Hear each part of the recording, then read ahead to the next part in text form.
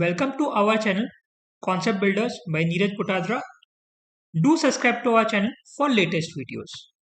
Basically, yesterday we completed one of the very important topic which was the startup. Okay, so now let's try to see कि अब हमारे इस particular chapter में क्या क्या बचा हुआ है. Now what is left with us is distressed company valuation, SME valuation, cyclic firm valuation and insurance valuation. These are relatively very simple in nature. इसमें से if something is little bit tricky, it is nothing but distressed company valuation is little bit tricky. Apart from that, SME valuation, cyclic valuations, and insurance company valuation are generally quite simple overall from theoretical purposes that we need for our exam. So we will try to cover as much as possible in today's session, and let's see how it goes. So to start with, we will start with distressed asset. So first, basically to understand what is a distressed asset, we need to understand distress का significance क्या होता है, distress का मतलब क्या होता है. So I will take almost a practical example that I have faced in my life, and I will try to explain you what is distressed with that. So I was going to come back to I was living in Bangalore, okay, for around 12 years. तो आप सोच सकते हो अगर कोई इंसान बैंगलोर में 12 साल के रहा होगा तो उसका पूरा सेटअप बैंगलोर में होगा. So I had my house, I had my car, I had my everything in Bangalore. सो अब मैं बैंगलोर से आई सरप्राइजिंगली डिसाइडेड कि मेरे को बैंगलोर से जाना है कलकत्ता. लॉकडाउन हो गया था, पापा मम्मी भी बूढ़े हो गए थे, उन लोग ने बोला कि अब तुम कलकत्ता आ जाओ. Okay, there is no need for you to stay alone in Bangalore. You come down to Calcutta, and they virtually gave me a time period. उन्होंने मेरे को एक वर्चुअल टाइम पीरियड दिया 7 days का. उन्होंने बोला कि तुमको 7 days के अंदर कलकत्ता में आना ही आना है. ओके, तो आई वाज लाइक ठीक है, अगर 7 days में कलकत्ता आना है तो I will have to do lot of arrangement in this 7 days. तो व्हाट आई डिड कि मतलब मेरे पास जो मेरा जितना भी घर का फर्नीचर था, मेरे टीवी, फ्रिज, ये सब जो था, मैंने वो सब ऑनलाइन सेल कर दिया. And I got a decent amount of price because generally Bangalore में ये सब चीज फटाफट सेल हो जाती है. Now came the bigger asset what I had which I wanted to sell. I had a car with me जो मेरे को बेचनी थी. अब इसमें मेरे पास दो ऑप्शन थे कि एक, या फिर तो ये मैं कार अपने किसी फ्रेंड के गराज में रख दूं, या फिर तो मैं इसको इमीडिएटली सेल कर दूं. Okay, so what happens, try to understand. अगर मैं किसी फ्रेंड के गराज में रख सकता और मैं उसको फ्यूचर में बेच सकता तो मेरे पास क्या ऑप्शन होते. मेरे पास ऑप्शन होते कि आई could have listed it on 24 cars 24. I could have listed it on Ola sorry OLX, or I could have listed it on Facebook, so that I could have got various people coming in and giving me quotes, and उसमें से जो सबसे best coat होता मैं उस price पे मेरी car को बेच सकता था. But because I did not have, because it was COVID time and almost all my friends had moved out of Bangalore, so I did not have anyone at whose house I could park my vehicle. So only option which was left to me was to sell my car immediately. So आप समझ सकते हो कि मेरे को 7 दिन के अंदर मेरे को मेरे सारे दूसरे एसेट्स को भी लिक्विडेट करना था, एंड 7 दिन के अंदर मेरे को कार भी लिक्विडेट करनी थी. दूसरे सारे एसेट्स का मेरे को टेंशन नहीं था because they were like very small amount, TV, fridge, refrigerator, ये सब था. What I was concerned was my vehicle because it could easily fetch me around 5 to 6 lakhs if I would have sold it properly. अगर मैं उसको properly जाके ढंग से बेचता हूँ, मेरे को 5 से 6 लाख आराम से yield कर देती. But because I was in a situation, I was under a stress कि I have to sell my car immediately. I have a 7 days period and I have to sell my car immediately. तो मेरे को क्या हुआ, मेरे पास जो पहला buyer आया, the first buyer who came and who offered me 4.75 lakh, okay, without even thinking, I told him a yes. Okay sir, please buy the car, but I need the money in my bank immediately. So he agreed to give me money immediately. He agreed, he signed the paper instantly. He gave me 4.75 lakhs in my bank account and deal was done. So now what is the difference between a distress sale and a normal sale? अगर ये normal scenario होता, अगर Covid नहीं हुआ होता, मेरे पास time होता, I could have parked my vehicle at some of my friends place, और I could have rented it out for some days कोई प्लेस लेकर एंड ऑल. तो I could have sold it आराम से. I could have listed my vehicle in Cars 24 और Facebook और OLX और somewhere, and I could have got a decent price because I had time in that cases. I could have invite lot of buyers to come to my premises, look at my car and give me a quotation. उसमें से जो सबसे ज्यादा अच्छा quotation होता, मैं उस quotation में अपनी कार को बेचता. So I could have in that situation I could have easily fetched 5 से 6 लाख रुपए. बट मैंने कितना फेच किया 4.75 because I did not have time to negotiate. So situation when you are selling your asset under a stress or you do not have time to negotiate or you do not have an opportunity to invite multiple buyers, ऐसी जो situation होती है इसको generally हम लोग distress बोलते हैं. ऐसा जो सेल होता है उसको हम लोग डिस्ट्रेस बोलते हैं. Now there is one more leg to distress. Just imagine अगर इसी सिचुएशन में इस कार में कुछ इश्यू है, इस कार में कोई प्रॉब्लम है, तो डिस्ट्रेस मतलब वो बोलते हैं ना उसकी सोने पे सुहागा हो गया. इट विल मतलब वो नेगेटिव सेंस में सोने पे सुहागा हो जाएगा. एक तो मेरे लाइफ में डिस्ट्रेस चल रहा है कि मेरे को कार बेचनी है और मेरे कार में कोई प्रॉब्लम भी है. हो सकता है उसका कुछ मतलब इंजन में कुछ खराबी है या कुछ प्रॉब्लम है, तो मेरे को और कम प्राइस मिलेगा. I will get still lesser price than what I could have got. So in that circumstances, maybe I would have sold my car for around 4 lakhs only. Okay. So with this is a basic example I am trying to explain you कि distress होता क्या है. अब इसको जब हम लोग company के पॉइंट ऑफ व्यू से समझते हैं, तो company can also come under various different forms of distress, and because of that circumstances it might happen कि आपकी कंपनी को आपको इमीडिएटली बेचना पड़े. आपको without any negotiation, without any purchasing power, you might have to sell your company. You might get one or two buyers who are willing to buy your company, and you might have to sell your company to that particular buyer. So ऐसा जो situation होता है, the situation which I am talking about right now, that kind of a situation is termed as a distress sale. तो जब आप किसी भी company का डिस्ट्रेस सेल करते हो तो उस कंपनी का वैल्यूएशन किस तरीके से करेंगे, अब हम लोग उसको पढ़ने का कोशिश करेंगे.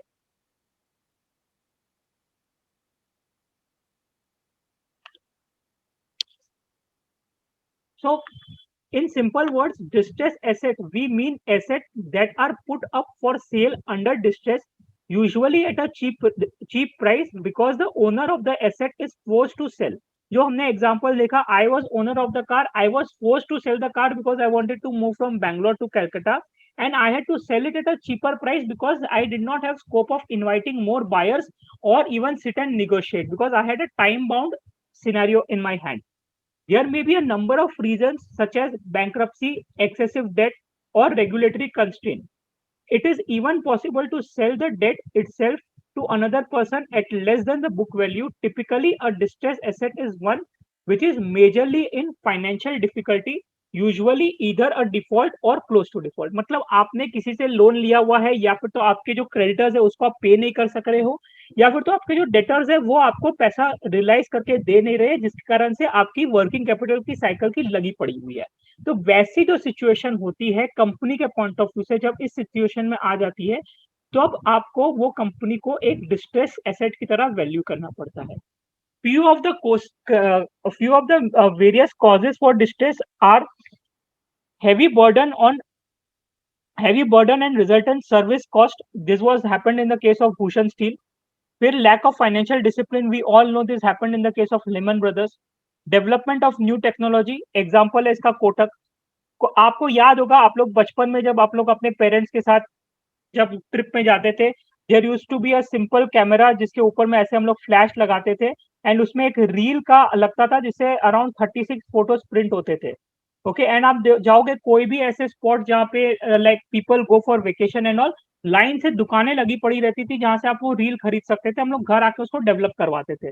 आपने उसको देखा होगा लास्ट 5-10 साल से, जब से मोबाइल फोन आ गए हैं, जब से डिजिटल कैमराज आ गए हैं, ये कंप्लीटली पूरी टेक्नोलॉजी खत्म हो गई है. So this entire business went out of work. So this is called as one of the technology का कारण डिस्ट्रेस होना. वन ऑफ द प्रैक्टिकल और लाइव एग्जांपल अगर आप मेरे को पूछोगे, तो this is nothing but Tata sky. आप सोच के देखो, there was a time that Tata sky, Airtel, ये सब जो थे, जो लोग डिश टीवी, डिश एंटीना और ये सब देते थे, they were really doing very good because there was no other competition given to them. But अब क्या हो गया है, what has happened is nowadays OTT platforms have come in, like आपका Amazon Prime, Netflix, Hotstar, and there are several other. Okay, so because of that, lot of people do not want to subscribe to Tata Sky or Airtel or something. आजकल cricket का match देखना है तो भी आपको पता है, आपका यहाँ पे आ जाएगा, क्या बोलते हैं, हॉटस्टार पे आ जाएगा या फिर सोनी लाइव पे आ जाएगा, कहीं ना कहीं आपको मिल जाएगा. तो you do not end up buying a Tata Sky और Airtel, you are watching everything on your mobile phone, और nowadays most of the TVs are smart TV, तो आप उस पे देखते हो.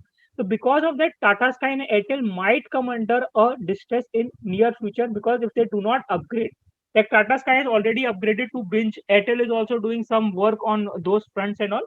So those kind of technology upgrades are needed if you want to come out of a distress situation. Fourth example is a poor investment decision. Fifth example is change in government policy, demonetization, GST, वैसे जब कुछ mega changes आते हैं government के side से, उस कारण भी बहुत जन लॉसेस में चले जाते हैं, बहुत जन के जो प्लान्स होते हैं पूरे डिस्टर्ब हो जाते हैं. तो वहां पे उन कंपनीज में डिस्ट्रेस आ जाता है. Change in customer preference, change in customer preference में एग्जांपल वापस टाटा स्काई या इसका आ जाएगा, या फिर तो अभी देख सकते हैं आप, Reliance Jio में most of the customer has moved. So because of that, lot of business of Airtel, Vodafone has suffered. So those kind of change in customer preference is also very critical. Managerial incompetency और fraud, मतलब आपके जो key managerial person थे, they are not competent enough to carry out the business. उन लोग कोई fraud कर देते हैं, they just think from their benefit, they do not think from the shareholder point of view. तो वैसे जो सब रीजन होते हैं, those are certain causes of distress. What are the, if I have to break the characteristics of a distressed business into three categories, that what are the financial distress, what are the operational distress, and what are the people related distress. People related distress is the most simplest out of that, कि आपका KMP जो है वो fraud कर दिया, either he committed a fraud, either he leaves your organization, or either he dies, or anything happens in relation to KMP that he is no longer in the service. Another example can be that you have Mr. A and Mr. B are your directors who are responsible for running the business, and then there is a constant fight between ideology of A and B. So in such a situation, the business will never flourish. अगर आपके जो दो की managerial people है, उन लोग के बीच में ही फाइटिंग चल रही है, तो आप कभी भी सक्सेसफुल नहीं होंगे. How good they are, how capable they are, okay, but they will never be able to achieve success.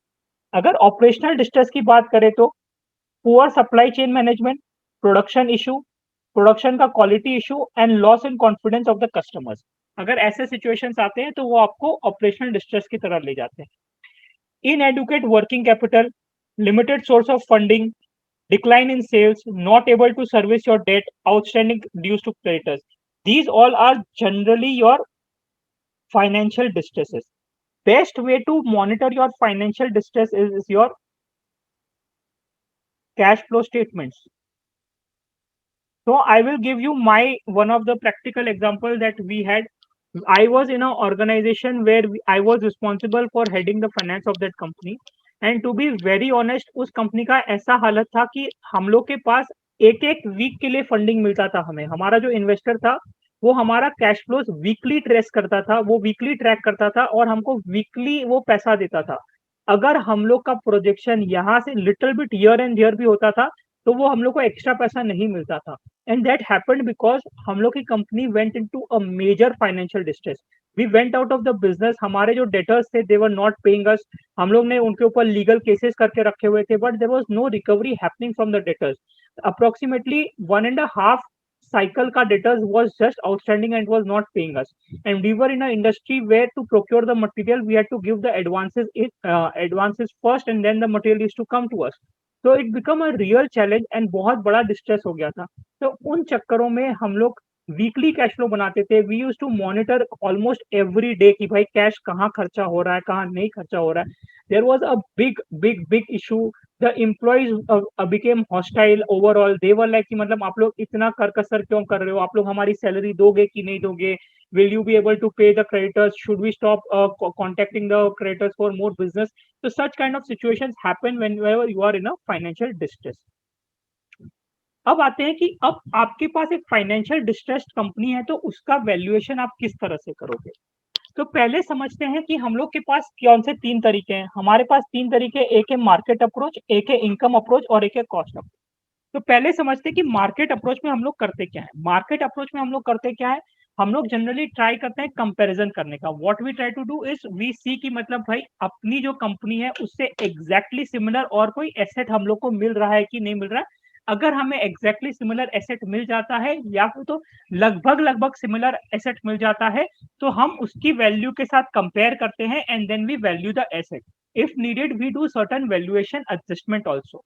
For example आपके पास एक फ्लैट था, you wanted to sell the flat, so what first thing you will do is you will try to find out whether there was any other flat which was sold in the same complex or the same community or the same area, and you will try to ascertain कि मेरे घर का इतना value तो मेरे को मिलना चाहिए।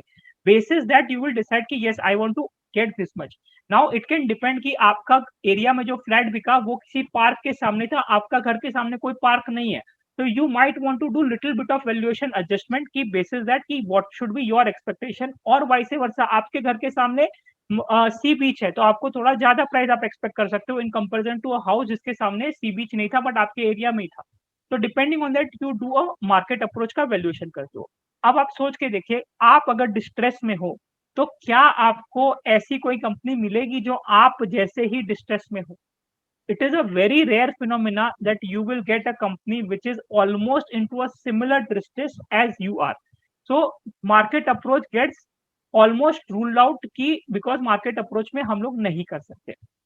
इनकम अप्रोच का बेसिक थ्योरी क्या है? इनकम अप्रोच का बेसिक थ्योरी है what you do is you discount the future cash flows to the present date.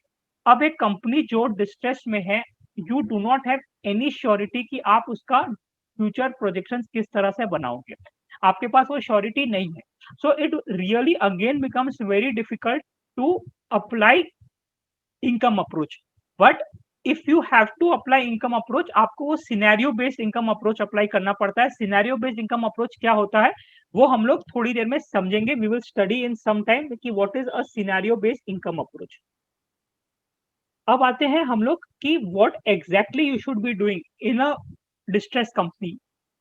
Normal situation में आप कॉस्ट अप्रोच के टाइम पे क्या करते हो? Cost approach is nothing but what you do in cost approach. Generally cost approach is replacement और reproduction का value जो भी आएगा उसको आप लोग कॉस्ट अप्रोच बोलते हो।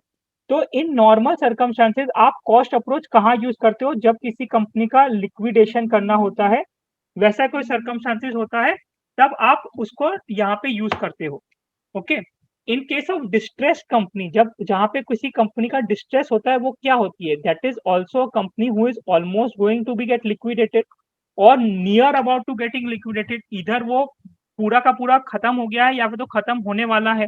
तो वैसी कंपनी का केस में आप क्या यूज करोगे? आप जनरली कॉस्ट अप्रोच यूज करोगे। Your focus will be more on the realisable value of the asset and not on the fair value of the asset. Okay, so that is the thing what you will use.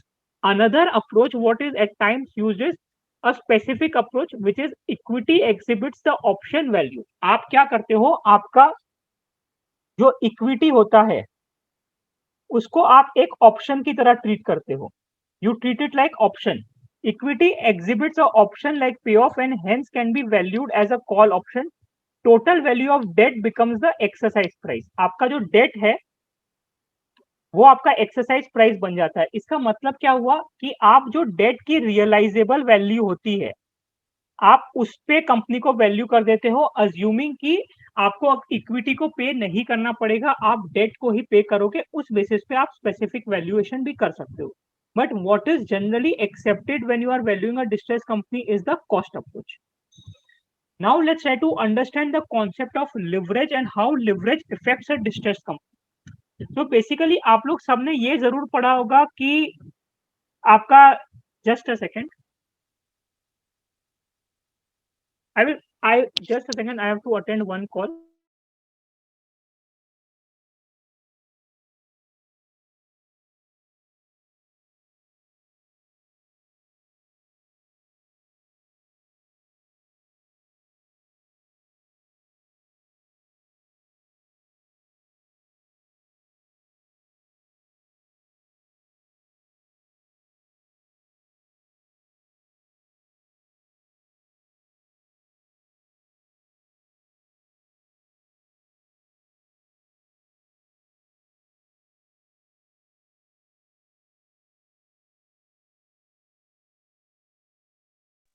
Yeah, sorry guys.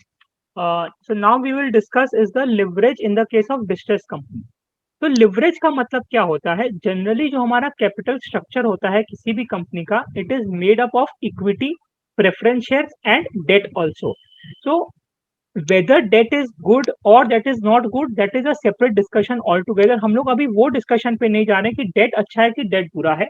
हम लोग अभी ये situation में जा रहे हैं कि अगर डेट है किसी कंपनी में तो उसका इम्पैक्ट क्या होगा व्हेन इट्स अ डिस्ट्रेस में. जब आपकी कंपनी डिस्ट्रेस में है एंड आपकी बैलेंस शीट में डेट है तो उसका इम्पैक्ट क्या होगा. तो एक एग्जांपल से इसको समझते हैं कि लेट्स अज्यूम कि there is a company A. Okay, उसकी बैलेंस शीट में एसेट साइड में से फॉर एग्जांपल 100 रुपीज के एसेट है, उसकी इक्विटी है 30 रुपीज की एंड उसकी डेट है 70 रुपीज की. Okay, let's assume this is the balance sheet of the company. तो अब क्या होता है, because of distress value of the company, value of company goes down by 20%. तो इससे होगा क्या, आपका जो डेट वाला आदमी है क्या वो कोई रिडक्शन लेगा? Answer is no. डेट वाला तो बोलेगा भाई जो भी हो मेरे को मेरा 70 रुपीज का डेट है, मेरे को तो वो चाहिए ही चाहिए, मैं कोई रिडक्शन नहीं लूंगा. अगर आप लिक्विडेशन में भी जाते हो, आप आईबीसी में भी जाते हो तो सेक्शन 53 के अकॉर्डिंगली आप लिक्विडेट भी करते हो किसी कंपनी को, तो आपका क्या होगा, equity share holder would be paid less in that circumstance also, last में पे होंगे. तो अगर मैं इसकी एसेट, इसकी बैलेंस शीट वापस बनाऊं तो मेरी बैलेंस शीट किस तरह से बनेगी? अब मेरा एसेट साइड में 20% से कम हो गया तो मेरा एसेट हो जाएगा 80. मेरा डेट जो है वो तो 70 का 70 लेकर जाएगा. अगर मेरे को इस बैलेंस शीट को बैलेंस करना है तो मेरा इक्विटी शेयर हो जाएगा 10 रुपीज का.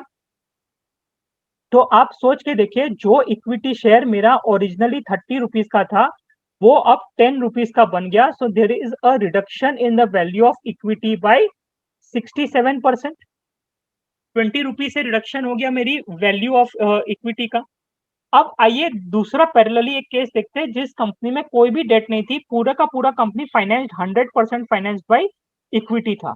उस केस में क्या होगा, अगर कंपनी 20% रिडक्शन फेस करती है तो आपकी एसेट, आपकी बैलेंस शीट अगर बनाऊंगा मैं तो आपका एसेट का वैल्यू हो जाएगा 80, आपका इक्विटी का वैल्यू हो जाएगा 80. तो यहाँ पे आपकी इक्विटी ने क्या डाउनफॉल देखा, आपकी इक्विटी 100 थी, आपकी इक्विटी 80 हो गई. तो यहाँ पे आपने 20 रुपीज का डाउनफॉल देखा, but this is only 20% of the value of the equity. तो आप सोच सकते हैं कि जहां पे अगर आपकी कंपनी में डेट है तो in a case of a distress debt becomes a more painful asset, sorry, a more painful liability in comparison to what it can be in a normal circumstances. In normal circumstances you might want to keep debt because it helps you to maintain a lower cost of capital. आपको अपनी equity dilute नहीं करनी है. There can be many reasons that you do not want to keep more debt in the company or you want to keep extra debt in the company. But whenever you are in a distress, debt becomes a negative item for you in comparison to only being equity. Hope this concept is clear to you, because इससे questions आते हैं कभी कभी. अब आपका valuation approach कैसा होगा इसमें, तो आप सोच के देखिए, जब मैंने आपको मेरा एग्जांपल में दिया था कि मेरी जो कार है जो मैं डिस्ट्रेस में बेच रहा था, मैंने उसमें लास्ट में बोला था कि सोचिए इस कार में कोई प्रॉब्लम है और इसलिए मेरे को इस कार को 4 लाख रुपया में बेचना पड़ रहा है in the distress situation. Now there is one probability कि अगर, क्या मैं इन दो 7 डेज, वो 7 डेज के अंदर can I go and get the repair work done for this car? If answer is yes, if I can get the repair work done, then I should value this car on income approach basis certain scenarios. If I think I cannot get this car changed, I cannot get the car repaired, then I should value it on cost or liquidation approach. Income approach में आप इसको कैसे value करेंगे? आपको अगर लगता है कि आपकी कंपनी में जो डिस्ट्रेस है, whatever distress is there in your company, if you feel that you can reverse that distress, आपको लगता है कि आप वो कंपनी का डिस्ट्रेस को रिवर्स कर सकते हो, तब आप in that particular scenario what you will do is you will value the company as per income approach, but that income approach will be also scenario based income approach. Scenario based income approach क्या होता है कि आप probabilities लोगे कि आपका reversal कितना percent possible है, आप क्या क्या एक्टिविटी करोगे तो आपका रिवर्सल हो पाएगा। Basis that you will decide कि आपको इनकम अप्रोच लेना है या फिर तो आपको कॉस्ट अप्रोच लेना है। अगर आपकी कार में कोई माइनर रिपेयर्स चाहिए, माइनर डेंटिंग पेंटिंग चाहिए, माइनर कुछ काम करवाना है which is possible to do, then you will get that work done and value your company as an income approach. If you think that this particular problem in the car is not reversible, वो problem reverse हो ही नहीं सकता, तो आपको शायद एक scrap की तरह, शायद आप इसको फोर्स्ड सेल की तरह कॉस्ट या लिक्विडेशन अप्रोच में आप उसको वैल्यू करोगे। Cost approach, liquidation value concept, what does it mean?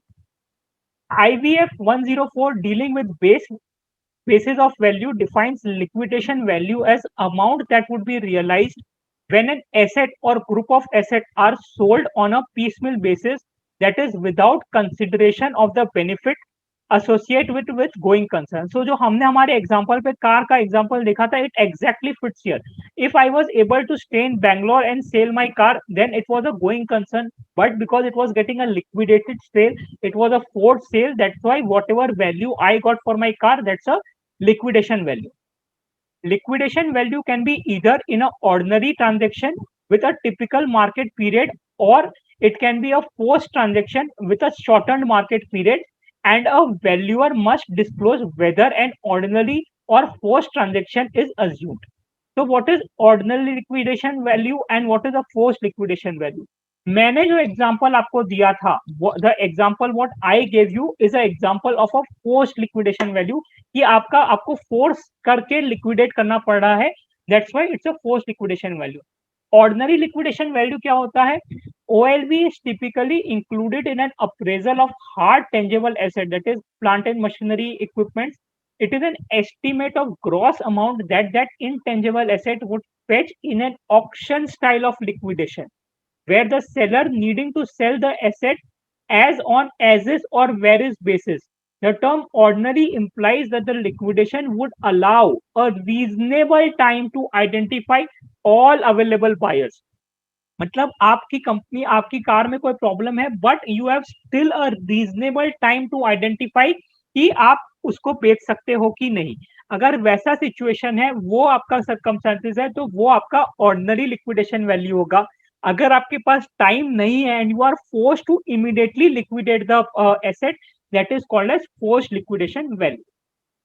So this is all about distressed asset. Distressed asset में इतना ही आपको बेसिकली ये समझना है कि अगर 3 मेथड्स अवेलेबल है डिस्ट्रेस्ड एसेट्स का वैल्यूएशन करने के लिए, that is cost method, marketing method and income method. उसमें से what you are going to select is, if the distress is reversible, then you are going to select income approach.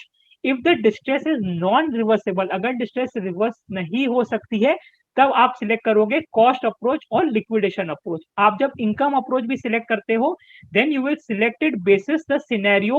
आपको you have to be 100% sure कि ये करने से आपकी company की condition ठीक हो जाएगी उन सिनेरियोज के बेसिस पे। से फॉर एग्जांपल आप आइडेंटिफाई करते हो तीन डिफरेंट सिनेरियोज की, सिचुएशन 1 में ये प्रोबेबिलिटी है होने की, से फॉर एग्जांपल 50% प्रोबेबिलिटी है, सिचुएशन 2 में होने की प्रोबेबिलिटी 30% है, और सिचुएशन 3 अगर आप यूज करोगे तो 20% है। तो आप ये तीनों सिचुएशन का कैश फ्लो कैलकुलेट करोगे। You will calculate DCF method under all this 3 situations and then apply these probabilities to that cash flows and then calculate the value of the distressed asset. But you should be sure whenever you are doing such kind of valuation, आपको client से ये तीनों situation के ऊपर sign of लेना पड़ेगा। You can not just randomly believe on the client कि आपका ये करने से डिस्ट्रेस ओवर हो जाएगा। Now let's do what is SME valuation और एमएसएमई का वैल्यूएशन। आप लोग सबको पता है, उद्योग जगत आज का दिन का one of the biggest talk in the town है। Small and medium scale industries are the biggest talk in the town. जब कोविड-19 की भी अनाउंसमेंट आई थी, the first remedies given to was the industry which was SME industry को सबसे main advantages दिए गए थे, उनका कुछ लोन माफ कर दिया गया था and lot of things happened for SMEs। Okay, तो आपके सिलेबस में जो डेफिनेशन अप्लाई करती है, the definition that applies in your syllabus is this, because आपका सिलेबस 28/2/2020 तक का है and that is the old scheme. ये जो रिवाइज एमएसएमई का है, ये this came after Covid, that is 25 मार्च 2020 के बाद ये डेफिनेशन आई थी. So you do not need to focus on this. I have just given for reference कि आपको पता रहे कि आपको एग्जाम में ये यूज करना है एंड ये यूज नहीं करना है. ओके, बेसिक डेफिनेशन क्या दी गई है.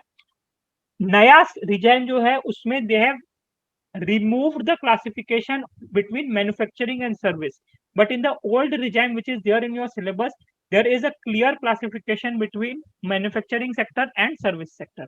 उसमें क्या बोलता है कि अगर आप मैन्युफैक्चरिंग सेक्टर में हो तो माइक्रो एंटरप्राइज जो होगी जिसका आपका investment in plant and machinery is less than 25 lakh. Small enterprises वो होगी जिसका investment in plant and machinery is 25 lakhs to 5 crores.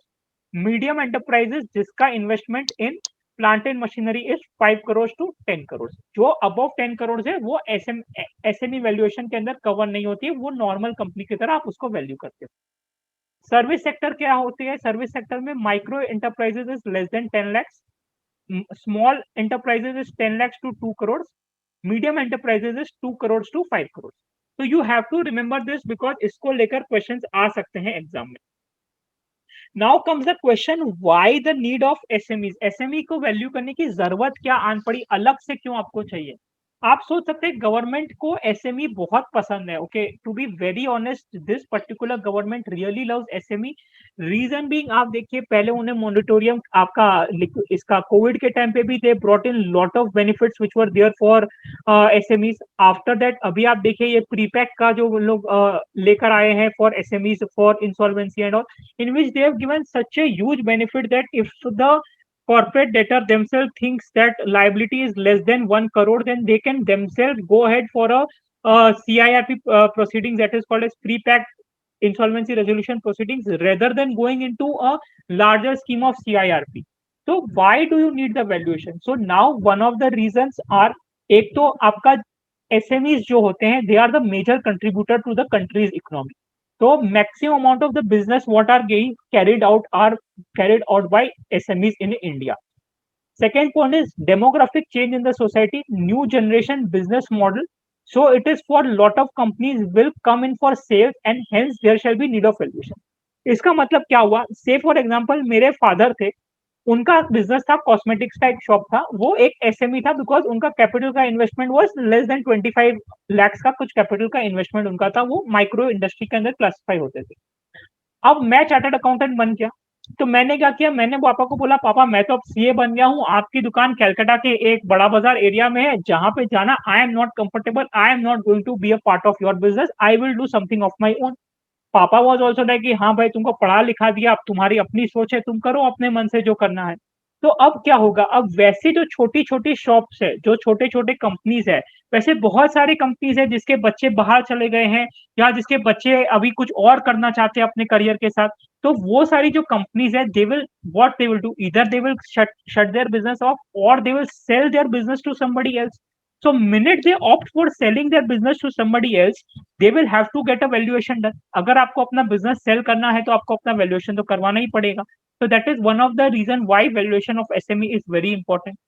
Insolvency, अब आपको पता ही है जो प्री पैकेज आ गया है उसमें भी क्लियरली बोला हुआ है कि आपको अपना वैल्यूएशन एक आरवी के पास करवाना है एंड आरवी जब तक सर्टिफाई नहीं करेगा आपकी वैल्यू तब तक चीजें आगे नहीं बढ़ने वाली है. आरवी को दो वैल्यूएशन करने पड़ते हैं, all of you know, in CIRP also, in this also. One is the value और basis going concern and another is basis the liquidation value. तो यहाँ पे भी you need the valuation to be done for SMEs. Okay, another reason is government is regularly bringing up the new schemes for SMEs. तो उसके कारण क्या होता है, बहुत ज्यादा स्टार्टअप्स एसएमई ग्रुप को बिलोंग करते हैं जिनको मतलब who are trying to thrive big in the country. So as you all know, startup valuation is one of the biggest buzzword what we have. We studied it yesterday also, and that's why need of valuation of SME arises there also.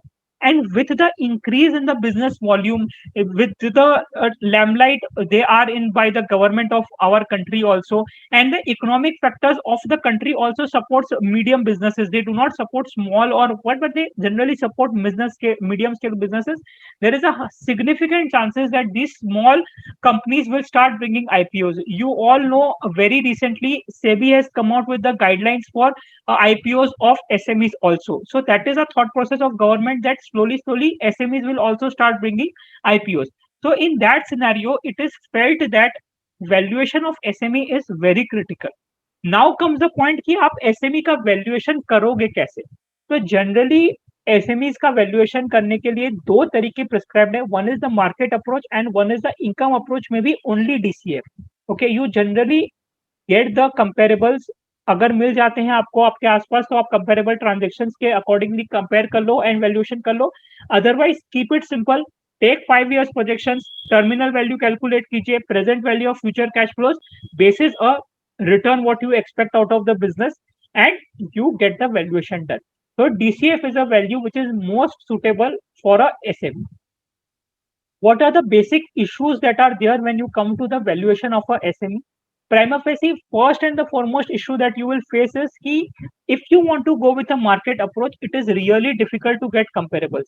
You might end up getting comparables because more and more car companies are coming into this business. Lot of companies will be going into IPOs, and once they get into IPO, then you have comparables which will be easily available. But as of now, market data for comparables is really very difficult. Second point is whether management remuneration appropriation is done correctly or not. So books of accounts जो होता है SMEs का, they are generally managed by the business owners of the company. They are not managed by some third parties. Okay मतलब वहां पे क्या होता है, द डायरेक्टर ही ओनर है एंड वो ही शेयर होल्डर है, वैसा वाला हिसाब किताब होता है. तो उस केस में क्या होता है, आपकी बुक्स का करेक्टनेस उतना हाई नहीं होता. आपकी बुक्स थोड़ी ऊपर नीचे हो सकती है. मैनेजर्स आपकी ज्यादा, डायरेक्टर आपकी रेम्यूनरेशन भी ले रहा है, अपने घर के खर्चे भी निकाल रहा है. आपका बुक का integrity can be question in cases of SME a lot. Single old company and dependency on that one person और the family, that is what I discussed अभी कि आपके डायरेक्टर्स ही शेयर होल्डर्स होते हैं. अगर वो ही same, there is no segregation of duty, तो उन केसेस में आपको उसका वैल्यूएशन कैसे किया जाए, कंट्रोल्स को कैसे एस्टैब्लिश किया जाए कि उसकी एक्चुअल वैल्यू क्या है, वो बहुत डिफिकल्ट हो जाती है. Okay, liquidity or illiquidity concept, as they are very small companies and chances of being sold are very less, you can increase the discount rate as per illiquidity discount. What is illiquidity discount? कल हम लोग ने एक type का discount discuss किया था, that was discount due to lack of control. टी लॉक हमने डिस्कस किया था. एंड कल भी मैंने बोला था जनरली जो पब्लिक लिमिटेड कंपनी होती है उसकी सेलेबिलिटी हाई होती है बिकॉज उसके शेयर्स पब्लिकली ट्रेडेड होते हैं, you can easily sell them. But when it comes to a private limited company, उसका सेलेबिलिटी लो होता है बिकॉज वहां पे क्या होगा हमें नहीं पता है. We do not know how they will be sold and not. उसकी कंट्रोल बहुत लिमिटेड लोगों के पास होती है एंड ऑल दोस थिंग्स. तो उस कारण से आपको जो डीलॉक एंड डीलॉन्ग होते हैं उसके डिस्काउंट्स आपको जब भी SME की वैल्यूएशन करते हो, you should apply them. You should never forget that you have to apply these two discounts also. Now let's come to the third part, investment of the investment entities. Investment entities का आप किस तरह से valuation करोगे? So basically investment entities क्या होती है? Investment entities वो होती है जो अपने पैसे किसी और कंपनी में लगाती है. ओके, अगर मेरे को टिपिकली आपको समझाना है तो ये अपने एग्जाम में ये एक 1 मार्क क्वेश्चन आता है. ओके, ये जनरली एक 1 मार्क क्वेश्चन आता है. मैं आपको ये एग्जांपल दे रहा हूं एंड आपको उससे समझ भी आ जाएगा कि मान लीजिए एक कंपनी है नीरज लिमिटेड. ओके, मैंने 4 कंपनी में इन्वेस्ट करके रखा हुआ है, A, B, C and D. A की वैल्यू आज के दिन में है 100 करोड़ और मेरी इन्वेस्टमेंट उसमें है 100% की. B की वैल्यू है आज के दिन में 200 करोड़ और मेरी इन्वेस्टमेंट है उसमें 80% की. C की वैल्यू है आज के दिन में 50 करोड़ और मेरी इन्वेस्टमेंट में है इसमें 50%. और D की वैल्यू है -30 करोड़ मान लेते हैं एंड मेरी इन्वेस्टमेंट इसमें है 100%. तो मेरी वैल्यूएशन अगर आज मैं अगर एक इन्वेस्टमेंट कंपनी हूं, मेरे को अपनी वैल्यूएशन करनी है तो मेरी वैल्यूएशन कितनी होगी? मेरी वैल्यूएशन होगी यहाँ पे पूरी 100%, यहाँ पे 160 करोड़ आ जाएगा, यहाँ पे 25 करोड़ आ जाएगा एंड यहाँ पे मेरा -30 आ जाएगा। तो इसका सम जो होगा 260, 260, 255 would be my overall valuation. So इस तरीके से आप एक इन्वेस्टमेंट एंटिटी का वैल्यू करते हो। yesterday also I tried to explain you कि इन्वेस्टमेंट एंटिटीज जो होती है दे जनरली बिलीव, उन लोगों की एक बिलीफ होती है, 80-20 की बिलीफ होती है उनकी, कि अगर वो लोग 10 कंपनी में पैसा लगाते हैं तो उन लोग जानते हैं कि 80% कंपनीज का पैसा डूबने वाला है, 20% कंपनीज का पैसा से ही उनको रेवेन्यू जनरेट करना है। तो आपको ये समझना होगा कि वैल्यू जो डिराइव होती है वो सबके प्लस माइनस करने से ही होती है। वैल्यू किसी एक कंपनी जो पॉजिटिव में है उसकी वैल्यू नहीं होती है। वैल्यू सारी कंपनीज की पॉजिटिव नेगेटिव एड लेस करके बनती है basis the percentage holding in those company. This is generally a year-end activity or a monitoring activity which every PE fund keeps on doing on a like a quarterly basis or a yearly basis, करते रहते हैं to understand कि कौन सी company कैसा perform कर रही है and उसकी कंपनी का ओवरऑल वैल्यू क्या है। Reason why they need to do this value is कि यार सी अंडरस्टैंड वन थिंग कि जो पी फंड्स भी होते हैं ना, उन लोग के पास अनलिमिटेड पैसा नहीं होता है। उनके पास जो पैसा आता है, how does this P industry work? P industry कैसे वर्क करती है? They are a group of people who raise funds first themselves. उन लोग क्या करते हैं? उन लोग एक सेक्टर चूज करते हैं। Generally they choose a ideology, more than sector they choose a ideology कि हम लोग इस आइडियोलॉजी वाले बिजनेस हाउसेज में पैसा लगाएंगे एंड वो लोग अपनी आइडियोलॉजी के बेसिस पे कहीं और से पैसा पहले रेस करते हैं एंड फिर उसको अलग अलग कंपनीज में उन लोग लगाते हैं। एंड सोचिए, उन्होंने एक बार लगा दिया, उन्होंने 500 करोड़ रेस किया, उन्होंने 500 करोड़ लगा दी, बट वो कंपनी का रिटर्न तो 5 साल 10 साल 15 साल बाद आएगा। तो क्या will they go out of business और they will not do anything? they will again raise fresh money from outside and then they will invest in newer companies. So why valuation is important? Valuation is important because when they go to raise money from the fresh capital, they will have to show all this valuation to the fresh equity giver. जो बंदा नया पैसा उस P fund में डाल रहा है, वो आपसे प्रूफ तो मांगेगा कि भाई आपने लास्ट 5 साल में किया क्या है। तो वो जो कैलकुलेशन होता है उसको हम लोग वैल्यूएशन ऑफ इन्वेस्टमेंट एंटिटीज बोलते हैं। वैल्यूएशन ऑफ इन्वेस्टमेंट एंटिटी जो होता है वो टिपिकली फेयर वैल्यू पे ही होता है, बिकॉज इट इज अज्यूम्ड कि आज अगर मेरे को सब कुछ बेचना पड़ा, आज मेरी सारी कंपनीज का जो फेयर वैल्यू है, that is the value I will ascertain for my valuation of investment entities. Now let's go through the theory. Definition: obtains funds from one or more investors for the purpose of providing those investors with investment management services. Sole purpose of investment is to return from capital appreciation. Investment income derive करना. Measurement of these investment is done on fair value basis. Typical character of investment companies are: it has more than one investment. जैसे मैंने आपको बताया 10 investment 15 investment कुछ भी हो सकता है. It has more than one investor, so they will raise fund from more than one people also. Investors are not related, okay?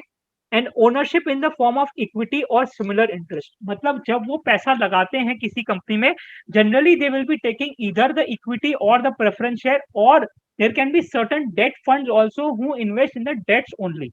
So it typically depends कि आप किस टाइप के फंड हाउस हो. तो there are certain fund house who are typically equity oriented fund house, तो उन लोग equity में ही पैसा लगाते हैं कंपनी के और वो लोग इक्विटी शेयर कैपिटल ही मांगते हैं. There are certain fund house who only put money in debt, तो उन लोग डेट का शेयर मांगते हैं and they ask for warrants which will get converted into equity in future. तो those kind of trades are done. Okay, what are the financial adjustments that you need to make when you are valuing a MSME business? These adjustments include adjustment in the financial statement to GAAP basis accounting, including adjustment in cash basis to accrual basis. Generally जो यार छोटे छोटे दुकानदार होते हैं, जो SMEs वाले, जो माइक्रो वाले जो स्पेसिफिकली होते हैं, उन लोग जनरली बहुत काम कैश बेसिस के ऊपर करते हैं, सिंगल एंट्री के बेसिस पे ऊपर करते हैं. तो you do not value on single entries और you do not value on cash basis. आपको उसकी बुक्स को नॉर्मल अकाउंटिंग प्रिंसिपल्स पे कन्वर्ट करना पड़ेगा एंड फिर ही आप उसको वैल्यू करोगे. So that is one of the accounting adjustment what you need to do. Another accounting adjustment that you need to do is normalize the adjustment to estimate non-recurring revenue and expenses. इसका example क्या हुआ?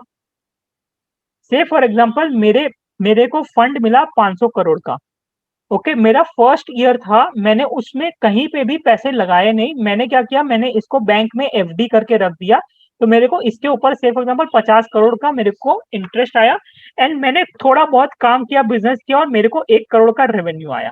तो मेरा books में revenue कितना दिखेगा, मेरा top line मेरा 51 करोड़ दिखेगा। But is this 51 crore basis which I should do my year 2, year 3, year 4, year 5 का projection? Answer is no. My projection should be based on the 1 crore, which is my actual revenue. I should remove my non-recurring expenses and my non-recurring revenues. Okay, अगर मेरे books में मैंने कोई major right of किया है, that was a one of event, okay, जो मेरे हर साल नहीं आने वाला है, तो मेरे को जब मैं वैल्यूएशन कर रहा हूं, तो मेरे को उस टाइप का राइट ऑफ को हटा देना चाहिए। I should remove that kind of a right of, I should not include that kind of a right of. That is, I should not include any non-recurring expenses. I should not include any non-recurring income also. Adjustment of unrecorded assets and liabilities. इसका मतलब क्या हुआ कि say for example I give you a balance sheet and I tell you कि इसको आप value करो। Balance sheet की लाइबिलिटी साइड में कुछ नहीं है। ओके, बैलेंस शीट की लाइबिलिटी में कोई भी लाइन आइटम नहीं अपीयर कर रहा। आप तो बड़े खुश हो जाएंगे यार, वो लाइबिलिटी नहीं है, फटाफट वैल्यू कर देता हूँ। बट आप अगर उसका नोट्स ऑफ अकाउंट्स पढ़ते हो, तो उस कंपनी के ऊपर एक 100 करोड़ का इनकम टैक्स का केस है। तो अब आप क्या करोगे? What will you do? Should you adjust it और you should not adjust it? Accounting language में हम लोग क्या करते हैं, हम लोग बुक्स में तो नोट्स टू अकाउंट्स में डाल दिया, कंटीजेंट लायबिलिटी किधर डाल दिया, ऑडिटर का तो काम खत्म हो गया। बट वैल्यूअर का काम यहाँ पे खत्म नहीं होता है। वैल्यूअर को क्या करना पड़ेगा? वैल्यूअर को कंपनी से एक डिक्लेरेशन लेना पड़ेगा कि what does the company think, कि what is the probability of this liability getting applicable. अगर कंपनी बोलती है कि the probability of liability getting applicable is more than 50%, तब तो भाई बकायदा आप उसको अपनी बुक्स में आपके वैल्यूएशन के पर्पस के लिए आप उसको लायबिलिटी लेकर ही चलिए, आप उसको छोड़िएगा मत। अगर कंपनी बहुत कंजर्वेटिव हो रही है, कंपनी मान नहीं रही है, तो अपना सेफगार्डिंग के लिए कंपनी को बोलिए कि सर प्लीज आप एक टैक्स कंसल्टेंट से, या फिर तो जो भी टाइप का केस है आपका, इनकम टैक्स का केस है, जीएसटी का केस है, कोई और लीगल सूट है, तो आप बोलिए कि सर आप मेरे को एक थर्ड पार्टी से आप एक ओपिनियन ला कर दो कि इसकी लायबिलिटी आपके ऊपर मटेरियलाइज होने वाली है कि नहीं होने वाली है। Basis that you should consider और नॉट कंसिडर। अगर आपको कोई थर्ड पार्टी आकर बोल देती है, मतलब आप आपके बुक्स में एक लायबिलिटी आपने नहीं दिखाई है, बट आप केपीएमजी से ओपिनियन लेते हैं या बिग फोर से ओपिनियन लेते हैं, बिग फोर बोल देता है कि यार the chances of this liability getting materialize is very high, then close your eyes and take it as a liability in your valuation, irrespective whether आपके financials में वो appear कर रहा है कि नहीं कर रहा, आपको नहीं फर्क पड़ना चाहिए। And this is the level of due diligence what you have to apply whenever you are trying to do a valuation engagement. Adjust the non-operating assets and the liabilities on the related revenue and expenses. आपके जो भी expenses आपने book किए थे जो non recurring थे, तो उसके अगेंस्ट में अगर कोई लायबिलिटी आपने खड़ी करके रखी है या कोई एसेट खड़ा करके रखा है, तो उसको भी प्लीज आप एडजस्ट करिए। Okay, small business statement tend to require more adjustments during valuation process, especially for gap type of issues and ownership discretionary items. It is important to consider the impact of adjustment on both income statement and balance sheet. As adjustments are made, it is also important to consider the possible tax effect of the adjustment, if warranted or applicable. So हमने यहाँ पे जो example देखा, आज देखिए आपने जो 50 करोड़ और 1 करोड़ पे आपने 51 करोड़ का आपका इनकम था, तो आपने इनकम पे 50 करोड़ 51 करोड़ पे टैक्स भरा होगा। तो आप जब प्रोजेक्शन करेंगे, आप प्रोजेक्शन में अगर 1 करोड़ ले रहे हो, तो आप टैक्स भी जो लोगे वो 1 करोड़ के ऊपर लोगे। आप वो 50 करोड़ की जो इंटरेस्ट इनकम पे आपने टैक्स भरा है, आप उसको लेकर उसका प्रोजेक्शन नहीं करोगे। तो you have to apply a rational mind before calculating such kind of a financial level adjustment. Now let's come to cyclic form. Cyclic form क्या होती है? तो जनरली मैं जब पढ़ाता हूँ और मैं लोगों को साइक्लिक फॉर्म की डेफिनेशन पूछता हूँ, तो generally people and up giving definitions like कि जो आपकी सीजनल होती है उस टाइप की फॉर्म्स, जो आपकी मतलब अभी जैसे ऊटी हो गया, जो विंटर्स में ज्यादा बिजनेस होगा, कोई धर्म स्थल है तो वहां पे जब आपका नवरात्रा होगा तो वहां पे ज्यादा बिजनेस होगा, तो people give that kind of a definition.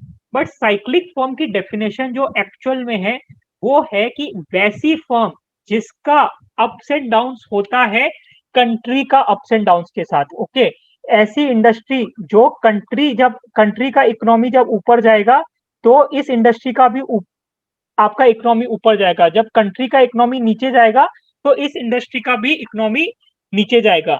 तो जनरली ये कौन सी इंडस्ट्रीज होती है? The industries where typically purchase power of the customer is very much required. मतलब जैसे कार की इंडस्ट्री हो गई, आज अगर जैसे कंट्री की जीडीपी सफर करती है, जैसे हम लोग सब ने मेजर सफरिंग देखी थी कोविड के टाइम पे, तो आपको सबको पता होगा कोविड के टाइम पे जनरली किसी ने नई गाड़ी भी नहीं खरीदी होगी, because at that point of time individuals like us would prefer to preserve the cash rather than spend on such heavy assets. तो वैसी जो इंडस्ट्रीज होती है जिसकी movement typically happens with the movement of the GDP, country की economy जैसे ऊपर नीचे होगी वैसे उन कंपनीज की भी इकोनॉमी ऊपर नीचे होगी, वैसी कंपनीज को हम लोग साइक्लिक फर्म बोलते हैं। And to be very honest, इन कंपनीज का वैल्यूएशन करना बहुत ही डिफिकल्ट होता है, because you really don't know कि उसकी वो वाली साइकिल, जब कंट्री की ऊपर जाने वाली साइकिल और कंट्री की नीचे आने वाली साइकिल कब हिट करेगी आपको नहीं पता होता है। So that is why valuing such cyclic firms is really very difficult. So let's try to understand how do you value them. तो पहले theoretically पढ़ते हैं। Cyclic firms are those firms that rises and falls in line with the direction in which economy is going. So if economy is going up, these firms will also go up. If economy is going down, these companies will also go down. It is not that other firms will not show a rise and fall in line with the direction of the economy, but in case of cyclic firm, there will be a very much positive correlation between the fortunes of cyclic firm and the economy than in the case of other firms. तो ये आपको समझना होगा। जैसे आपकी जो essential item की industry है वो भी थोड़ी बहुत तो इफेक्ट होगी अगर जीडीपी खराब हो रहा है या फिर जीडीपी बहुत बढ़ रहा है तो, but they will generally run constant. Okay, आज आपका मेडिकल शॉप है, उसको तो बिजनेस अगर पूरी दुनिया में अभी महामारी भी फैल गई है तो अभी मेडिकल का बिजनेस तो चल ही रहा है, हॉस्पिटैलिटी इंडस्ट्रीज तो चल ही रही है, तो उनके बिजनेस जनरली साइकिल्स के साथ डिस्टर्ब नहीं होता है। बट जो सर्टन बिजनेस होते हैं जो लोगों के परचेजिंग पावर से डायरेक्टली रिलेशनशिप रखते हैं, उनका business gets affected with the change in country's economic situation.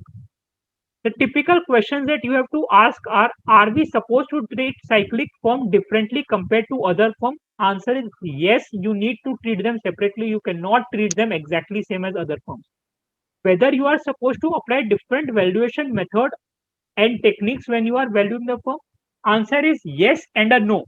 Yes for approaches. आपके अप्रोच तो तीन ही है गिन के देखिए, लाइफ में एक चीज याद रखिएगा, दुनिया यहाँ की वहां हो जाए, आपके पास तीन ही अप्रोच है। अब तीन अप्रोच में मेथड्स बहुत ज्यादा है एंड टेक्निक्स उससे भी ज्यादा है वैल्यूएशन की। तो साइक्लिक फॉर्म में आपके अप्रोच तो अभी भी वही रहेंगे, इनकम अप्रोच, कॉस्ट अप्रोच और मार्केट अप्रोच। मार्केट अप्रोच हो ही सकते हैं, आज जैसे मारुति का एग्जांपल ले ले तो Maruti can compare itself with Hyundai, Hyundai can compare itself with Honda, they can do the market approach. They can even go ahead and do cost approach if they are going into liquidation, and they can even do a DCF because they are still a profit making companies at the end of the day. तो आपके techniques जरूर change हो जाती है, आपके DCF में आपका projections जो होते हैं वो बनाने का तरीका यहाँ पे बहुत अलग हो सकता है in comparison to a normal company का। आप डीसीएफ करते हो तो आप क्या करते हो? जनरली आप बोलते हो ईयर 1 में मेरा रेवेन्यू था 100, ईयर 2 में 20% से बढ़ जाएगा तो 120, ईयर 3 में और 10% से बढ़ जाएगा तो 132, और ऐसे करके ईयर 5 तक मेरा वैल्यू हो जाएगा 150 करके। आप ऐसे प्लेन वेनिला परसेंटेज लगा के जनरली प्रोजेक्शंस कर सकते हो, but when it comes to cyclic firms you can not do such a plain vanilla valuation. आपको कैसे करना हो आइए समझते हैं। तो वैल्यूएशन मेथोडोलॉजीज में important points to remember that are these: observe the long term trend of EBITDA and cash flow. So you will not only look at year 1 data, you will have to look at the year before that and at least few year before that also. आप at least 3-4 साल पुरानी balance sheet उठाइए उस company की और उसका revenue and EBITDA का data को कंट्री का जीडीपी के साथ कंपेयर करिए। You identify the period of downfall and period of up ये दोनों को आप ये कीजिए। जनरली जो कंट्री की इकोनॉमी होती है उसकी बिजनेस साइकिल किस तरह से चलती है आप इकोनॉमिक्स में भी पढ़ेंगे। तो सबसे पहले आपको मैं एक डायग्राम बना के दिखाता हूँ, ऐसा कुछ चलता है। तो ये आपका फेज होता है एक्सपेंशन फेज, ये आपका पीक फेज होता है, ये आपका डाउनफॉल चालू होता है, यहाँ पे आपका रिसेशन आ जाता है, यहाँ पे थ्रफ फेज होता है, यहाँ पे आपका रिकवरी होता है।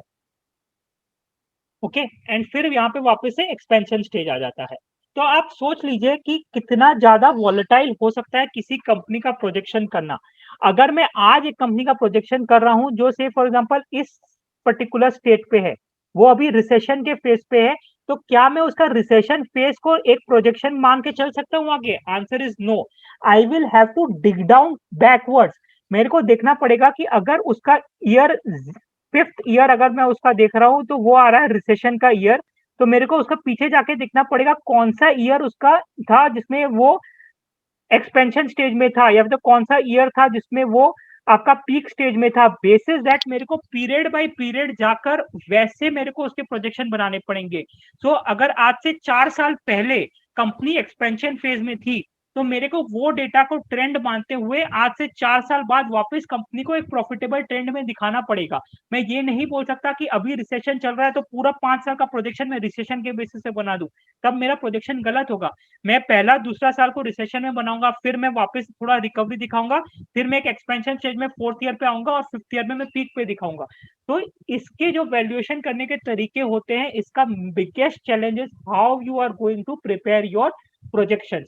And another challenge that you are going to face is आप डिस्काउंटिंग रेट इसकी कैसे चूज कर सकते हो। बिकॉज कंपनी की डिस्काउंटिंग रेट जो आपकी होगी, कंपनी की डिस्काउंटिंग रेट यहाँ पे अलग हो सकती है, यहाँ पे it can be X percentage, यहाँ पे it can be Y percentage.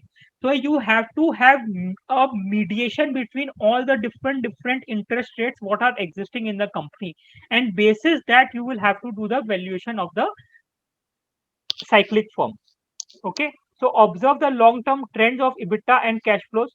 Multiple scenarios may be forecasted under different phases of cycles. So जो मैंने बोला आपको एक साइकिल में पहले आपको अगर अभी आप रिसेशन में हो तो फिर आपको ट्रफ फेज का फिर रिकवरी फेज का, वैसे आपको मल्टीपल सिनेरियोज में कैलकुलेट करना पड़ेगा। आप मल्टीपल सिनेरियोज कैसे बनाओगे? Evaluating the past cycles, assign weights of the valuation based on the probabilities. Occurrence क्या है? प्रोबेबिलिटी कि आपकी रिसेशन से बाहर निकलोगे या फिर तो आपकी थ्रफ से बाहर निकलोगे या फिर तो एक्सपेंशन से आगे बढ़ोगे, उसकी प्रोबेबिलिटी के बेसिस पे आप उसको वैल्यू करोगे। Okay, always take the terminal value of the normalized profit, not when the profits are at peak. Never take the, आपको जो टर्मिनल वैल्यू जो कैलकुलेट करनी होती है उसकी वैल्यू जब आप लोगे तो आप नॉर्मलाइज प्रॉफिट जो होता है आपका एवरेज प्रॉफिट करके आप उसको लोगे। रीजन बीइंग, आप जब टर्मिनल वैल्यू का डिस्काउंटिंग रेट भी लेते हो तो आपका डिस्काउंटिंग रेट जो होता है वो जनरली 2 या 3 या 5% के आसपास होता है। रीजन बीइंग कि आपका जो टर्मिनल वैल्यू का ग्रोथ रेट होता है that can be not more than the GDP of the country, because in perpetuity terminal value क्या है? वो परपेचुअल ग्रोथ रेट है। तो in perpetuity no company can grow more than the GDP of the country, and GDP of the country क्या है? Country की एक normalized revenue. It is not कि कंट्री का पीक रेवेन्यू या कंट्री का एकदम लो लेवल रेवेन्यू आप नहीं देखते हो, आप उसका पीक रेवेन्यू लो रेवेन्यू नहीं देखते, आप एवरेज रेवेन्यू देखते हो। तो वैसा जो होता है वो नॉर्मलाइज्ड रेवेन्यू बोला जाता है। तो आप नॉर्मलाइज्ड रेवेन्यू लोगे टर्मिनल वैल्यू का कैलकुलेशन के लिए। ये मैंने अभी जो पूरा महाभारत आपको सुनाया है ये उसका स्टेप बाय स्टेप प्रेजेंटेशन है, ये मैं आपको प्रेजेंटेशन भेजूंगा, आप उसमें इसको गो थ्रू कर सकते हो। Typical examples are oil companies, steel companies, entertainment companies, airlines, electronics, vehicle companies, जिसका major output is based on the customer purchasing power. आज अगर कस्टमर के पास पैसा नहीं है तो वो शायद ट्रेन से ट्रेवल करेगा और फ्लाइट से ट्रेवल नहीं करेगा to save the money. That's why airline also becomes a part of cyclic industry. But never get confused कि ये साइक्लिक इंडस्ट्री का मतलब सीजनल इंडस्ट्री है। This is not the seasonal industry, these are the cyclic industry, they are different from the seasonal industry. Now coming to the last part of this topic which is the insurance company। Insurance company में भाई valuation क्यों चाहिए? भाई मतलब आज हम लोग सब जगह तो पढ़ रहे हैं, इतना वैल्यूएशन पढ़ रहे हैं, स्टार्टअप का वैल्यूएशन, डिस्ट्रेस का वैल्यूएशन, ये वैल्यूएशन, वो वैल्यूएशन, बट इंश्योरेंस कंपनी को वैल्यूएशन क्यों चाहिए? इंश्योरेंस कंपनी को वैल्यूएशन इसलिए चाहिए बिकॉज प्रीमियम कैसे डिसाइड करेगा, या फिर तो आपको जो पैसा पे करना है अगर आपका इंश्योरेंस आ जाता है तो वो कैसे डिसाइड होगा, that is the where you need the valuation to be done. Simple example लेते हैं, आज का ही मैं आपको बात बता रहा हूँ। मैं एक 5 लाख रुपीस की हेल्थ इंश्योरेंस पॉलिसी इवेल्युएट कर रहा था। तो उसने मेरे को क्या पूछा कि आपकी एज क्या है? मैंने बोला मेरी एज 35 है। फिर उसने मेरे को पूछा कि सर आपको कोई मेडिकल इश्यूज है कि नहीं? मैंने बोला नहीं, अभी तो मेरे को कोई मेडिकल इशू नहीं है। तो उसने बोला कि ठीक है, तब मैं आपको प्रीमियम देता हूँ 6,000 रुपया महीने का। ओके, मैंने उसको बोला कि सर खाली just from investigation point of view, मैंने बोला कि सर आज मेरी एज 35 नहीं 45 होती और मेरे को कोई मेडिकल इश्यू होता तो मेरा प्रीमियम आप कितना देते? तो उसने बोला सर आपका प्रीमियम हो जाता 15,000 रुपए। ओके, तो ये प्रीमियम कैसे डिसाइड होता है? How this premium gets decided? आप एक व्हीकल इंश्योरेंस लेते हो, उसका प्रीमियम कैसे डिसाइड होता है? आपने कार खरीदी, से for example you bought a Maruti car today, आपको अब इसकी आपको इंश्योरेंस लेनी है तो उसकी वैल्यूएशन जो डिसाइड होती है कि इस वैल्यू पे इतना प्रीमियम चार्ज करेंगे, वो वैल्यू जो जनरेट होती है उस वैल्यू का कैलकुलेशन के लिए इंश्योरेंस कंपनी का valuation is required. Example Aishwarya Rai Bachchan है, उन्होंने अपनी आईज का इंश्योरेंस करवा के रखा हुआ है। लता मंगेशकर जी ने अपने गले का इंश्योरेंस करवा के रखा हुआ है। तो अब ऐसे लोगों का एसेट को वैल्यू करना है तो किस तरीके से किया जाएगा, उसको हम लोग समझते हैं इंश्योरेंस कंपनी के वैल्यूएशन के। Valuation of for the purpose of taking insurance coverage, updation of the valuation from time to time during the time insurance cover is in force, and lastly valuation for the purpose of settlement of insurance claim। तो ये तीन prima facie reason है जिसके लिए आप insurance का valuation करते हो। इंश्योरेंस कितने टाइप के हो सकते हैं? इंश्योरेंस हजारों टाइप के हो सकते हैं। मतलब आपके बाल से लेकर आपके नाखून तक का आप इंश्योरेंस ले सकते हो, आपके घर का, आपके बिजनेस का, आपके प्लांट एंड मशीनरी का, आपकी हेल्थ का, व्हीकल्स का, कंप्यूटर्स का, इलेक्ट्रॉनिक्स का, वर्क इन प्रोग्रेस, इन्वेंटरी, सब चीज का इंश्योरेंस आप ले सकते हो। Certain new age insurance products are key managerial policies, D&O insurance policies, employees insurance, contract insurance is also something which is done nowadays. तो हर ऐसा कोई भी टाइप का आप वैल्यूएशन करते हो तो उसके लिए you need to have a proper valuation to be carried out. तो आप इसका वैल्यूएशन किस तरह से करोगे? Valuation of insurance coverage is a fact, a specialized subject matters and requires in depth knowledge and experience in the field of insurance, risk management and intrinsic values of the asset in question of the property. मतलब आज मैं SFA का valuer हूँ, मेरे को कोई बोलेगा कि आप अपनी कार का वैल्यूएशन भी कर दो तो आई विल से भाई मेरे से नहीं हो पाएगा because I am not a expert of that. You go to a plant and machinery insurance और you go to land and building insurance, आप वैसे लोगों के पास जाओ। तो बेसिकली इसका जो ये टॉपिक मैटर है, this is more from land and building और plant and machinery, but because we need to understand overall valuation, इसीलिए it is important for us also. Insurance valuation is valuation of insurance cover of an asset or other things which can be insured. It is mainly a risk or the safety management measure used to hedge alongside the risk of unforeseen loss. The policy holder or the insurance holder buying the insurance policy, whereas the policy seller is known as the insurance carrier. Main objective of insurance coverage is to provide finance for repair, replacement, or rebuilding of the asset which is damaged or lost. Most business properties insurance companies uses two different methods for determining the value of the property, and let's try to see what. So these two properties are, one is market value basis, that is indemnity basis, and one is reinvestment basis. Okay, so what is market value basis? Market value basis क्या होता है? Generally जहां पे आपका जो insurance के favour में होता है, जो इंश्योरेंस कंपनी के होता है उसके फेवर में होता है। इसमें क्या होता है कि आपके पास से फॉर एग्जांपल आपके पास एक कार थी। ओके, ये क्या करेगी, आपकी कार अगर पूरी की पूरी डैमेज हो गई तो ये क्या करेगी, अगर आपको आज इसी अवस्था में, इसी 5 साल पुरानी अगर आपकी कार है, तो अगर मेरे को आपको 5 साल पुरानी यही सेम मॉडल यही सेम मेक की कार देनी है तो मेरे को कितना रुपया लगेगा, ये वो अमाउंट पे करती है in case of a claim which is arising. तो ये जो वैल्यू होती है इसको हम लोग मार्केट वैल्यू बोलते हैं, and this is generally in favour of the insurance company. री इन्वेस्टमेंट बेसिस क्या होता है, यहाँ पे वो मानते हैं कि अगर आज बायर को पूरी की पूरी नई कार खरीदनी पड़ी तो बायर को कितना रुपया पे करना पड़ेगा, that is the reinvestment basis. तो ये this is generally favour to the holder of insurance. So these are two different ways of valuing the insurance company. What are the key ratios that you need to understand? Exam point of view से अगर आपको कोई ratio याद रखना है वो है combined ratio. आपका loss ratio plus expense ratio is your combined ratio. Loss ratio क्या होता है, आपके जो नेट क्लेम्स इंकर किए हैं आपने, अगर इंश्योरेंस कंपनी का बिजनेस क्या है, वो प्रीमियम आएगा उसके पास और वो क्लेम्स का भुगतान करेगा, तो प्रीमियम माइनस द क्लेम्स, मतलब claim net claim divide by net premium earned into 100 is your loss ratio. Expense का रेशियो क्या है, management expenses divided by net premium equals to expense ratio. और लॉस रेशियो आपका combined ratio is loss ratio plus expense ratio is the combined ratio. Now this comes the important aspect, what is the embedded value. Embedded value का मतलब क्या होता है, it represents the sum of the present value of all the future profit from the existing policies.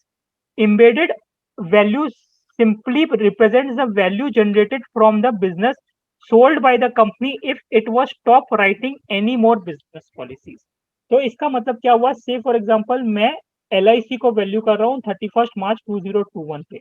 अगर मेरे को LIC की embedded value निकालनी है तो मैं क्या करूंगा, मैं ये मान लूंगा कि आज के बाद from today onwards there shall be no new insurance policy. तो मैं खाली क्या करूंगा, जो ऑलरेडी एग्जीक्यूटेड इंश्योरेंस पॉलिसी है उसका मेरे को प्रीमियम आते रहेगा फ्यूचर में, और उसका मैं लॉसेस को सेटल ऑफ करते रहूंगा फ्यूचर में, उसको बेसिस बना के मैं एक वैल्यू कैलकुलेट करूंगा। उस वैल्यू को, वो जो वैल्यूएशन आएगा उस वैल्यूएशन को मैं बोलूंगा एम्बेडेड वैल्यूएशन। तो दिस इज टिपिकली आस्क्ड, अगर ये पूछा जाएगा तो 1 मार्क के क्वेश्चन के लिए पूछा जाएगा, you should know this definition properly.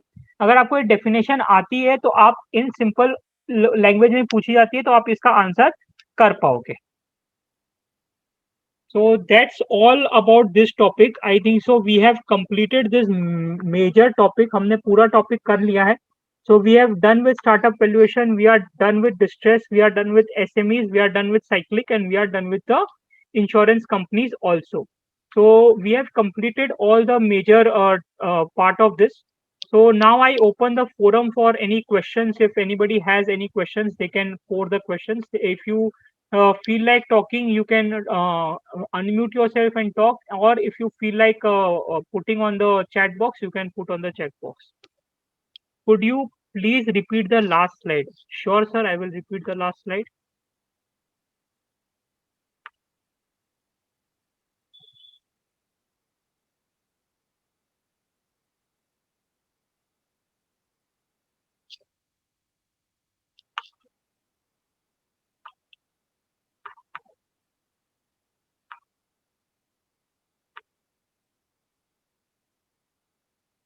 So last slide generally talks about 3 ratios. From exam point of view, what is critical for you is the combined ratio. Combined ratio is nothing but it is a total of your loss ratios plus expense ratio. Combined ratio is a reflection of the underwriting expenses of the company. Okay. Loss ratio का formula क्या है? Net claim incurred divided by premium earned into 100. What does it mean? The ratio measures the company loss experiences as a proportion of the premium earned. Expense ratio क्या है? Management expenses divided by net premium earned. And lastly comes the concept of embedded value. Embedded value का मतलब क्या है? Embedded value simply represents the value generated from the business sold by the company if it was stopped writing any more business. इसका मतलब क्या हुआ कि अगर मैं 31 मार्च को कट ऑफ ले लेता हूं एंड आई अज्यूम कि इसके बाद कंपनी और कोई नया बिजनेस नहीं करेगी, तो उसका एग्जिस्टिंग बिजनेस क्या होगा, जो उसकी ऑलरेडी रिटर्न पॉलिसीज है उसको सर्विस करना, और उन पॉलिसीज पे जो भी प्रीमियम अर्न करेंगे जो नेक्स्ट ईयर रिन्यू होगी उसका प्रीमियम, तो उस बेसिस पे जो मैं वैल्यूएशन डिराइव करूंगा कंपनी की, वो embedded value of the company मानी जाती है। Hope it is clear now. Anything else, और कोई टॉपिक के ऊपर भी अगर आप लोग को कुछ पूछना है, I am happy to answer. Ending the meeting here.